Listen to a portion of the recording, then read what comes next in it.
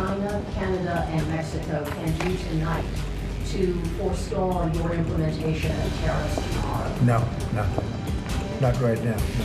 Not a negotiating tool? No, it's not. No, it's pure economic. We have big deficits with, as you know, with all three of them.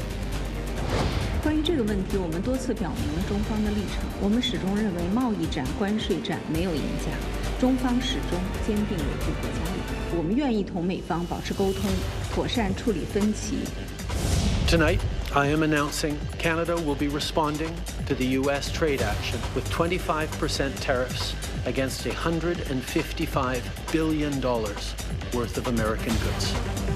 No es con la imposición de los aranceles como se resuelven los problemas, sino hablando y dialogando como lo hicimos, y en la mañanera del día de mañana, en la mañanera del pueblo, les estaré informando las primeras medidas de lo que llamamos el Plan B.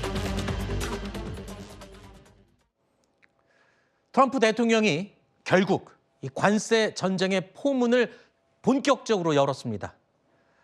이번에 관세 부과 대상 국가에 우리 한국은 포함되지 않았지만 이 포함된 국가들을 보면 사실상 경제적 동맹국이라고 할 수 있는 국가들이 포함이 됐습니다. 물론 중국도 포함이 됐고요.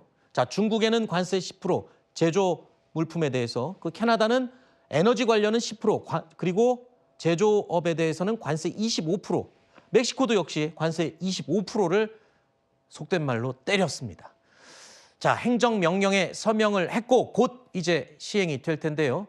상대 국가들 관세 부과가 공식화되자마자 즉각 반발하고 있습니다. 하지만 반발일 뿐 특별한 뾰족한 대책은 없습니다.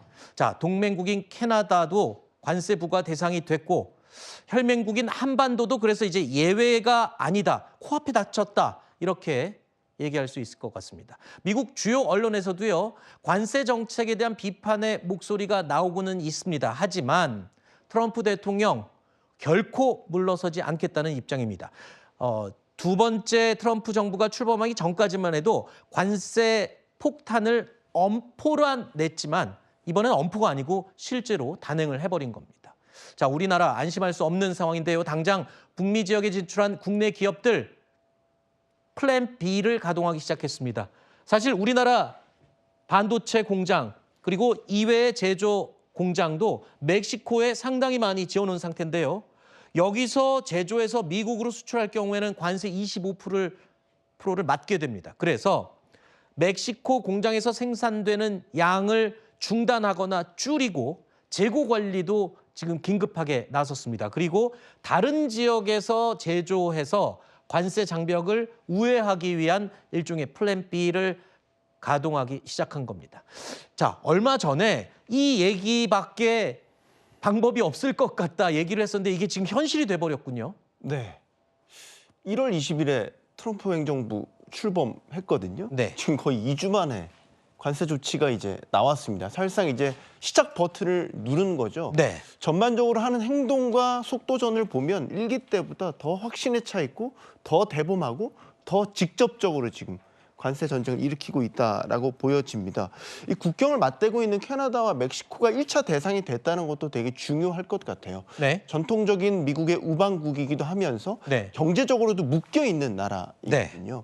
이 얘기는 다른 나라들에게도 전하는 메시지가 분명하다고 봅니다. 내가 가장 사랑하는 단어가 관세이고 나는 관세를 통해서 미국을 부강하게 만들 것이고 관세 전쟁에 있어서 동맹국도 우방국도 예외가 될 수 없다라는 거를 네. 바로 직접적으로 보여준 거 아닌가. 그럼 이제 유럽연합에 대해서도 이제 곧 관세 부과 방침을 밝혔거든요. 그럼 우리는 어떨까? 사실상 우리도 대기표를 뽑아놓고 순번을 기다리고 있는 것 아닌가. 이런 생각을 지울 수가 없습니다. 일단 기업들이 우회로를 찾는 건 현실적으로 가능한가요? 지금 지어놓은 멕시코 공장 생산량을 줄이고 네. 다른 데로 옮기는 플랜 B를 추진한다고는 하는데 네.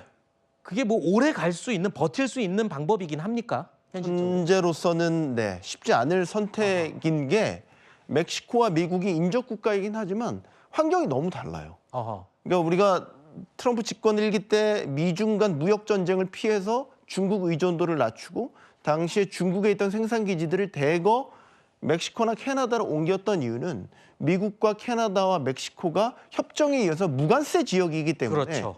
특히 이제 멕시코 같은 경우는 거기에다가 값싼 노동력이 제공이 되기 때문에 대거 가전 공장이라든지 자동차 공장들을 멕시코에 지어서 미국에 수출을 하는 이런 형태를 구상을 해서 지어진 거거든요. 그런데 지금 멕시코와 캐나다에도 관세를 부과하겠다. 그러면 그냥 단순하게 생각할 수 있는 거는 미국 안 본토로 생산 기지를 이전하면 되겠네? 라고 생각하지만 이것도 어려운 게 임금 체계 구조 자체가 다릅니다. 네.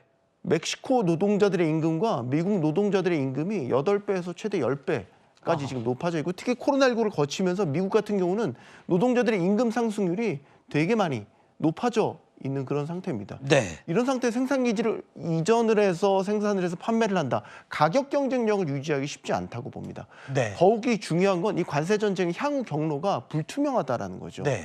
지금 25% 관세를 부과하겠다고 밝혔지만 여전히 협상의 여지를 한켠엔 열어놓고 있거든요.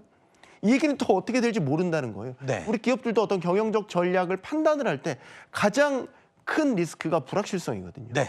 지금 불확실성이 휩싸여 있습니다. 그런데 우리가 지금 이 관세도 코앞에 다가온 상황에서 트럼프 대통령이 우리나라를 향해서 했던 말이 또 한 가지가 있죠. 바로 방위비 인상입니다. 글쎄요, 이미 우리 입장에서는 다 끝난 얘기다라고 주장은 하고 있지만 이 방위비 인상 다시 하자, 협상 다시 하자라고 하면서 관세 폭탄을 또 들이댈 경우에는 우리가 어떻게 될지 또 모르는 상황이라는 해석도 나오고 있습니다.